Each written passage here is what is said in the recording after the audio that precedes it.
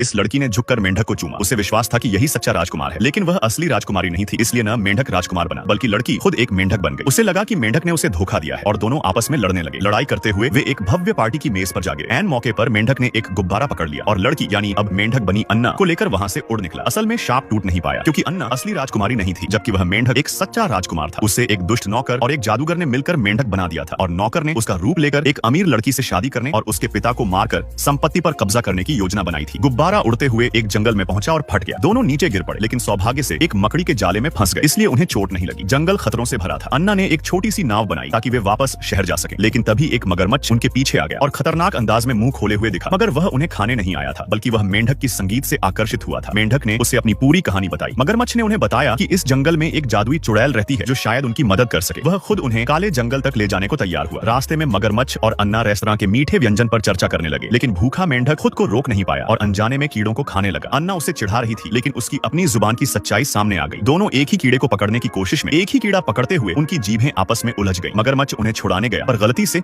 उन्हें एक पत्तों में लिपटे खाने की तरह लपेट दिया। एक जुगनू की मदद से वे दोनों अलग हो पाए, लेकिन जुगनू ने अफसोस जताया कि वे गलत रास्ते पर हैं। फिर भी वह मदद के लिए तैयार हो गए। अन्ना ने सबके लिए अपना खास भिंडी का सूप बनाया और मेंढक को खुद खाना काटना भी सिखाया। धीरे धीरे दोनों मेंढकों के बीच प्यार पनपने लगा। जुगनू ने बताया कि उसकी भी एक प्रेमिका है। मगरमच्छ उसे बताने ही वाला था कि वो तो आसमान का तारा है, तभी मेंढक ने उसे रोक लिया। अन्ना ने पहली बार नाचना सीखा। कई मोड़ों के बाद वे उस रहस्यमयी चुड़ैल से मिले। चुड़ैल ने कहा कि इंसान बनने का एक ही तरीका है, सच्चे प्यार का राजकुमारी वाला चुंबन। सौभाग्य से अन्ना की सहेली एला का पिता शहर के परेड में राजा चुना गया था और एला उस दिन एक दिन की राजकुमारी बन सकती थी। अगर वह मेंढक को चूमे तो वे दोनों अपने असली रूप में लौट सकते हैं, इसलिए वे तुरंत शहर लौटने के लिए निकल पड़े।